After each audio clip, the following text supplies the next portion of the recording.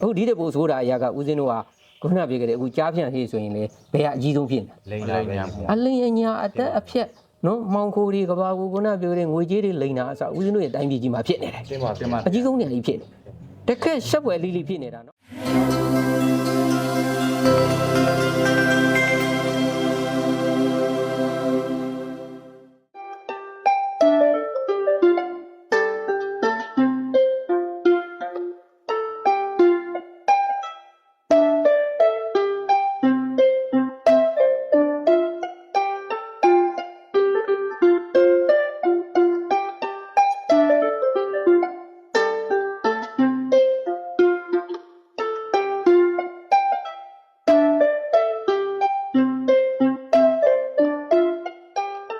ကျင်းတို့ကခုနပြောခဲ့တဲ့အခုကြားဖြန့်ဟေ့ဆိုရင်လေဘယ်ကအကြီးဆုံးဖြစ်နေ လိမ့်လာပဲ အလင်းအညာအသက်အဖြက်နော်မောင်ခိုးတွေကဘာကိုခုနပြောတဲ့ငွေကြေးတွေလိန်တာအစားဦးစင်းတို့ရဲ့တိုင်းပြည်ကြီးမှာဖြစ်နေတယ် တင်ပါတင်ပါ အကြီးဆုံးနေရာကြီးဖြစ်နေတခက်ရှက်ွယ်လေးလေးဖြစ်နေတာနော်အဲ့တော့ဦးစင်းတို့ဒါအင်မတန်အရေးကြီးလို့ တင်ပါဗျာ နော်ဒီ၅ပါးသီလဦးစင်းတို့စမ်းစစ်တယ်မလို့ဘူးလား လိုပါတယ် လိုအပ်တယ်နော်ဒီအခြေခံတွေကောင်းနေမှတိုင်းပြည်ဘာဖြစ်မှာလဲ ဖွံ့ဖြိုးတိုးတက်မှာ ဖွံ့ဖြိုးတိုးတက်လာမှာ တင်ပါဗျာ နော်ဒါကြောင့်မလို့ဦးစင်းတို့ခုနပြောခဲ့တဲ့အမေရိကတို့မှာခုနပြောလို့အသက်အရွယ်ရတွေထိန်းချုပ်ထားတယ်ပြီးရင်ခုနပြောခဲ့တဲ့ဆက်လက်တို့အရက်တို့ဒါတွေကအမြင့်ဆုံးအခွန်အနေနဲ့သူတို့လောက်ထားတယ် တင်ပါပါတယ် မယောင်းကနေမြေတွေစနစ်တကျတတ်မှတ်ထားတယ် တင်ပါဗျာ နော်ပြောချင်တာလေသူတို့အများကြီးထိန်းချုပ်တာ တင်ပါ မြန်မာပြည်မှာကျတော့အသက်ကန့်သက်ချက်မရှိဘူးငယ်လေးတွေကွာဘယ်အရွယ်မှန်းမသိတယ်ကွာစတောက်နေပြီ တပည့်တော်ဂျားပြန့်လျှောက်ခွင့်လေးပါ ဟုတ်ကဲ့ တပည့်တော်တို့အခုလက်ရှိနေရတဲ့ခိုလုံနေရတဲ့ထိုင်းနိုင်ငံမှာတော့မှသူတို့အရက်ဝယ်ခွင့်ကိုဒီတရားဝင်အေဂျင့်ဆိုင်တွေမှာကန့်သက်ထားပါတယ်ဗျာသူတို့ဒါဟိုမနက်ဆိုလို့ရှိရင်ညနေပေါ့နော်၄နာရီကြော်မှပေးဝယ်တယ်ပေါ့နော်ညဆိုရင်7ကြော်လို့ရှိရင်တောက်ခွင့်မရှိတော့ဘူးဆိုတော့ထိန်းချုပ်မှုလေးတစ်ခုထားတာတယ်ပေါ့ ဟုတ်ကဲ့ တပည့်တော်အရှင်ဘုရားကုနာမိတ်သွားတယ်ပေါ့နော်တပည့်တော်တို့နိုင်ငံကတကယ်ကိုအထိန်ကိုမဲ့24နာရီ open to တလက်ဟောပါဗျာ ဟုတ်ကဲ့ အဲ့လိုမျိုးဖြစ်နေတော့လေ ဟုတ်တယ် ဟိုတပည့်တော်တို့လူငယ်တွေအနေနဲ့ကောနောက်ဒီပြည်တွင်းမှာရှိတဲ့ဒါကဟိုဘယ်လိုပြောရမလဲစစ်အာဏာရှင်ကတပည့်တော်ရဲ့အမြင်လေးပါဗျာ ဟုတ်ကဲ့ စစ်အာဏာရှင်ကဒီຢာတွေကိုသူက open to တလက်ဟောလုပ်ပေးထားတယ်ဆိုတာပြည်သူတွေရောလူငယ်တွေရောဒီတခြားဒီလူကြီးလူလေးဥပပေါင်းငွေတို့လိုမျိုးဒါအရွယ်တွေရောပေါ့နော်ဒီမူရစ်နေတဲ့အရာမှာအာယုံရသွားပြီဆိုရင်ဒီနိုင်ငံဖွံ့ဖြိုးတိုးတက်ဖို့အတွက်တွေနဲ့ဒီနိုင်ငံကိုသူတို့လုံးချင်တိုင်းလုံးနေတဲ့အပေါ်မှာအာယုံမရသေးတော့ဘူးပေါ့ဗျာဒါတော့တပည့်တော်ကဒီလိုမျိုးလေးရှုမှတ်ပါတယ် ဟုတ်ကဲ့ဒါဟိုအင်မတန်မှအရေးကြီးတယ်ပေါ့နော် တင်ပါဗျာ ဒါလည်းဦးစင်းတော့မဖြစ်မနေထည့်ဆွေးနွေးရမယ်အပိုင်းကို တင်ပါဗျာ ဦးစင်းမန္တလေးနေတော့အောင်တကကြီးဟာဦးစင်းကိုအရက်နဲ့ပတ်သက်ပြီးတော့ရေးထားတဲ့သူတည်နာပြုပြီးတော့ရေးထားတဲ့စောင်းမလေးတစ်ခုဖတ်ရတယ် တင်ပါဗျာ ဖဲတော့အဲ့ဒီချိန်တုန်းကတောင်မှပဲပေါ့နော်ဦးဇင်းတို့ရဲ့တိုင်းပြည်ကကြေးရွာပေါင်း6000ကျော်ရှိတယ် တင်ပါ နော်အဲ့ကြေးရွာပေါင်း6000ကျော်မှာမူလာတန်းကျောင်းပေါ့ဗျာနော် တင်ပါ မူလာတန်းကျောင်းလေးတွေဖွင့်နိုင်တာဟေ့ဆိုလို့ကြေးရွာက4000ပဲရှိသေးတယ်မဖွင့်နိုင်တာ2000ကျော်ကျန်နေသေးတယ်ဦးဇင်းမန္တလေးနေတဲ့အချိန်ကဟေ့ဆိုတော့2000ခုနှစ်လောက်ကဖြစ်မှာပေါ့ဒီဆောင်းပါးကိုဦးဇင်းဖတ်လိုက်ရတာပေါ့နော် တင်ပါဗျာ 2000ကျော်လောက်ကရှိနေသေးတယ်ဒါပေမဲ့ तू ကအရက်လိုင်စင်တွေကိုလိုက်ပြီးတော့သူတေသနာပြုပြီးတော့ကြီးလိုက်တဲ့အခါမှာအရက်တရားဝင်လိုင်စင်စစ်အာဏာရှင်ချပေးတာတော့6000ကျော်တယ် တင်ပါဗျာ ဒါလိုင်စင်တစ်ခုအပွားတွေမပါသေးဘူး မပါသေး ဆို ဘူး တော့ဒါခုနကပြောလို့ရည်ရွယ်ချက်ရှိဖြတ်စည်းပြစ်တာပဲ တင်ပါဗျာ လူငယ်တွေများများပြက်လေငါတို့ကမတော်လန်တော့ဘူး တင်ပါဗျာ သူတို့ဖြက်စီးမှုရနေတယ်ဟေ့ဆိုရင် तू ကတော်လန်မှုမေ့ပြီလေ တင်ပါဗျာ အဲ့တော့ तू အာဏာကို तू ကခုံမှုမြဲမြဲထိုင်ရဖို့ပဲ तू ကစဉ်းစားတယ် တင်ပါဗျာ ဒါဒီလူတွေကိုတော့ပျက်စီးသွားရင်တော့ငါတို့နိုင်ငံကြီးဘယ်လိုတွေဆုံးရှုံးမယ်လူသားအရင်မြစ်တန်ဖိုးတွေဘယ်လောက်တန်ဖိုးကြီးတယ်လူတို့ကောင်းတွေမှာ မရှိတော့ မရှိဘူးသူကမြန်မာပျက်စီးလေ သူတို့အတွက်အကျိုးဖြစ် အကျိုးဖြစ်ထွန်းလေဟေ့ဆိုတာနဲ့နေတာ တင်ပါ ဒါကြောင့်မလို့ဦးဇင်းတို့ပြောချင်တာပြည်သူလူထုတွေကဘုန်းကြီးတွေရောတကယ်တော့စစ်မှန်တဲ့စေတနာရှိရင်ဒါတွေကမဖြစ်မနေ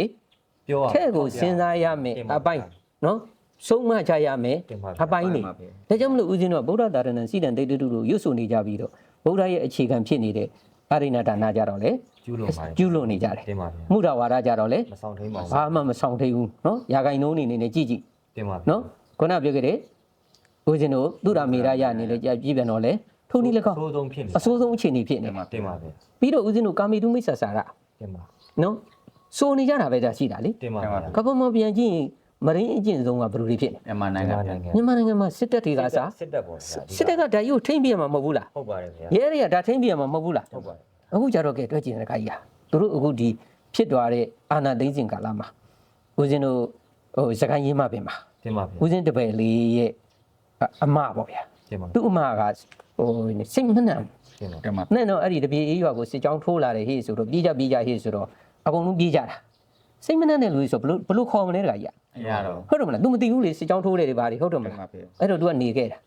နေခဲ့တဲ့အခါကျတော့ခေါ်လို့လည်းမရတော့အသက်လူပြေးကြတော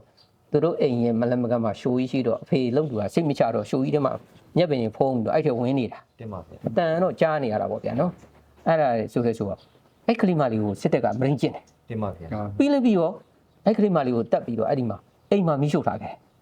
ခိုင်တွေ့ကြည့်တယ် တင်ပါဗျာ ခါမီတို့မိစ္ဆာစာရာလို့စိုးနေတဲ့အတိုင်းပြည်ကြီးဟာ တင်ပါဗျာ ယနေ့ဘာတွေဖြစ်နေကြလဲ တင်ပါပြီ နော်အဖေနဲ့သမီးတောင်မှပဲကျူးလွန်တဲ့တဲ့င်းတွေခဏခဏကြားနေ ကြားနေကြတာ ပြီးဖုန်းကြီးနဲ့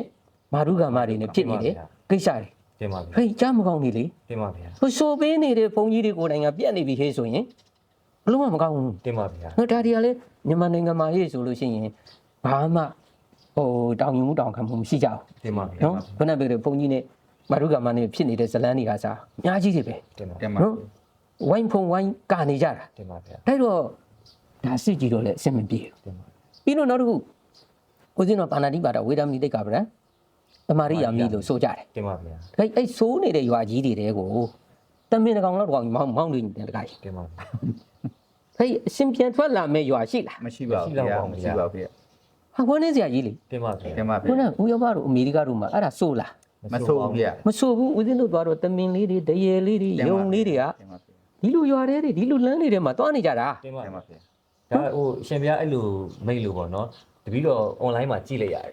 ်သူတို့နိုင်ငံပေါ့နော်နှင်းတော်ထဲမှာတမင်လေးတွေတရိုင်လေးတွေကဖြတ်နေတဲ့အချိန်မှာကားကိုစိတ်ရှိသွားနဲ့သူတို့လုံးဝရက်ဆောင်အောင်ပြီးတော့ဒီတရိတ်ဆန်လေးတွေတီလေးတွေအန်ရကင်းသွားတဲ့အထိသူတို့ဒီလိုမျိုးစိတ်ရှိသွားနဲ့နေပေးကြတယ်ပေါ့နော်အဲချစ်စရာကောင်းတဲ့အပြုမှုပါဗျာ ဟုတ်ကဲ့ ဒါတင်ပါတပီတော်တို့ခုနအရှင်ဗျာမိတ်သွားတပီတော်တို့တိုင်းပြည်မှာတော့ဟိုဖွတ်လက်သက်ဟိုရှိသမျှဟာစားလို့ရတဲ့ဟာမှန်သမျှအကုန်လုံးတက်ပြီးတော့စားနေကြတော့တာပါပဲဗျာ ဟုတ်ကဲ့ တင်ပါဗျာ ဒီနေရာမှာဦးဇင်းပြောချင်တာဗာလေဟေ့ဆိုတော့သူတို့နိုင်ငံတွေကိုဆိုတဲ့ခါကျတော့သူတို့လည်းဗာလုပ်လာရတာလေတဖြည်းဖြည်းအစ်စ်မြင့်လာအောင်လုပ်လာကြရတာ တင်ပါ တင်ပါ ဗျာ ဗျာ အဲ့ဒီလိုအစ်စ်မြင့်လာဖို့ဟေ့ဆိုတာနံပါတ်1နိုင်ငံရေးစနစ်ကောင်းလာတယ် တင်ပါ တင်ပါ နိုင်ငံရေးစနစ်ကောင်းလာတော့ပညာရေးစနစ်တွေကောင်းလာတယ် တင်ပါဗျာ စီးပွားရေးစနစ်တွေကောင်းလာတယ်အဲ့တော့လူတွေမှာ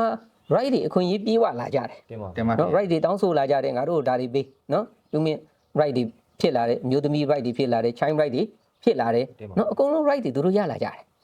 ်ဒါဘာလို့လဲရေးဆိုတော့အစင်တန်းမြင့်လာတဲ့အခါမှာလူတွေကခုနကပြောခွဲခြားလို့မရတော့ဘူးမင်းတမနာဆိုရင်ငါလာနိုင်မကျင်းတယ်ပတ်စံရှိတဲ့ဆိုပြီးအနိုင်မကျင်းတယ်မင်းလည်းဒီ right နဲ့အတူတူပဲ တင်ပါဗျာ ဒန်းတူရဲ့ right တွေရလာတော့ချမ်းသာမှုတွေဖြစ်တာပေါ့ တင်ပါ တင်ပါ အဲ့မဲ့သူတို့ကဒီ right တွေရလာတဲ့အခါမှာဘာလို့လာလဲဆိုတော့ငါတို့တင်ရတာနဲ့မရသေးဘူ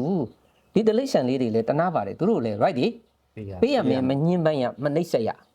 right တွေနဲ့ထိန်းလိုက်တဲ့အချိန်မှာတက်ချင်တဲ့လူကလည်းတက်လို့မရတော့ မ ဘူး ရတော့ ပညာရေး level တွေကနပြောလို့စီးပွားရေးတွေမြင့်လာတဲ့ခါကျတော့ခုနပြောတဲ့ဒီ ဒီခေါ်တွေလည်းမြင် တွေးခေါ်မြင့်လာတော့ဒီတလိဆန်လေးတွေငါတို့မတက်တင်ဘူး တင်ပါ ငါတို့တနာမယ်ကျင်နာမယ်စောင့်ရှောက်ရမယ်နော်အဲ့တော့စိတ်ထဲမှာအရာကပြဋ္ဌာန်းလာတယ် တင်ပါဗျာ ကရုဏာဆိုတာတို့တော့ရွတ်နေတာမဟုတ်တော့ တင်ပါဗျာ မေတ္တာဆိုတာရွတ်နေတာမဟုတ်တော့ဘူး လုံးယူနေတာမဟုတ်တော့ဘူးဗျာ ငါတို့စောင့်ရှောက်ရမယ်ဆိုတဲ့အသိဉာဏ်လည်းပဲမြင့်လာ တင်ပါဗျာ ဦးဇင်းတို့ကဒီ level တွေကိုစနစ်တကျမစင်းစားဘဲနဲ့ပါဇက်ကပဲစိုးနေရင်တောင်းဝင်ကြေနေပြီလို့ထင်နေတဲ့ခါကျတော့ခုနကပြောခဲ့တဲ့ပလိษံလေးတွေမစိုးထားနဲ့ဘုန်းကြီးเจ้าနဲ့ဝင်ပြီးတော့ယနေ့အာနာသိမ့်နေနေကြီးမှာပဲဦးဇင်းတို့ရဲ့ဆရာတော်မှာနှစ်ပေါင်း100မှာဆရဘာရာရတဲ့ထဲမှာတပါးပါဝင်ဖြစ်တဲ့မြောက်ဝတီမင်းကြီးဆရာတော် တင်ပါဗျာ right တွေနဲ့ကာကွယ်ပေးထားတာမရှိတော့ဥပဒေမဲ့နော်လူများနိုင်ငံရေးဆိုကြကျောင်းဝင်းတဲ့တခုတည်းကိုအိမ်ထဲကိုဝင်ရင်နဲ့ဝင်လို့ရတာ မရပါဘူးဗျာ မရဘူးလေနော်ခုနပြောခဲ့တဲ့ရာဇဝတ်မှုတွေလားဘာတွေလဲကျူးလွန်ထားတာရှိမှာ တင်ပါ တရားရုံးတွေကနေပြီးတော့ဖမ်းဝရမ်းတို့ဘာတို့ တင်ပါ ထုတ်လာမှ တင်ပါ အခုဘာမှလည်းမပါဘူး တင်ပါဗျာ ဝင်ပြီးတော့ရဲရရှင်းရနဲ့ဝင်ဖမ်းသွားတယ်ဘာမှဥပဒေအရကာကွယ်ခွင့်မပေးဘဲနဲ့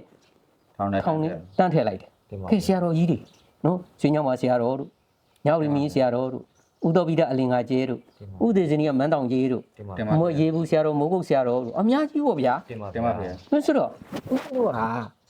ာဘုန်းကြီးတွေတောင်မှပဲသူများနိုင်ငံရနေတဲ့တလိษံတစ်ကောင်လောက်တောင် ခွင့်ရေးမရ အခွင့်အရေးမရဘူး right မရှိဘူး တင်ပါ အဲ့တော့ဦးဇင်းတို့ကစဉ်းစားကြမအောင်မြန်မာနိုင်ငံဗုဒ္ဓဘာသာဆိုတဲ့နိုင်ငံကြီးလို့ပြောနေကြပြီးတော့ တင်ပါဗျာ ဗုဒ္ဓအဆုံးအမနဲ့ပတ်သက်တယ်ဘယ်မှာလဲ right စိတ်ကိုဝမ်းနေကြကောင်းပါတယ်ဗျာ ဦးဇင်းတို့ကလူဖြစ်နေပြီးတော့တလိษံတစ်ကောင်လောက်တောင်ရှင်တန်ခွင့်မရနေတဲ့ဘဝ တင်ပါဗျာ ဟုတ်တယ်မလား တင်ပါဗျာ အဲ့တော့ဦးဇင်းတို့ကပြောချင်တာကြီးကဦးဇင်းတို့ဗုဒ္ဓဒါရဏံစီတံတိတ်တထုလို့ဆိုနေကြတာလေးကိုဦးဇင်းက၅ပါးသီလလေးကိုပဲ အချင်းချုပ်ပြီးစစ်ပြတာ တင်ပါ တင်ပါဖေရ ဘယ်တစ်ခုမှမြဲမနေဘူး တင်ပါ အဲ့တော့ယနေ့ဆိုကြမယ်ဟေးဆိုရင်ငါတို့ဒီ၅ပါးကိုဘယ်လိုငါတို့နှလုံးသားမှာကိန်းအောင်လုပ်ကြမလဲ တင်ပါ တင်ပါဖေ အားလုံးသောပြည်သူတွေတယောက်ချင်းစီတိုင်းမှာဒီအခြေခံဗုဒ္ဓအဆုံးအမလေးတွေကိန်းအောင်ဘယ်လိုလုပ်ကြမလဲ တင်ပါ တင်ပါဖေ နော်တယောက်ချင်းစီတိုင်းကနေပြီးတော့ခုနပြောခဲ့တဲ့အာရိဏဒါနဝေဒမနိတိခဗရံတမာရိယာမိနော်ဒါငါဒီနေ့ကနေစပြီးတော့အတ္တတာလင်းစွန့်မယ် တင်ပါ ငါခုနကပြောခဲ့တဲ့ဒီဥစ္စာကိုတော့ငါမကျိုးလုံး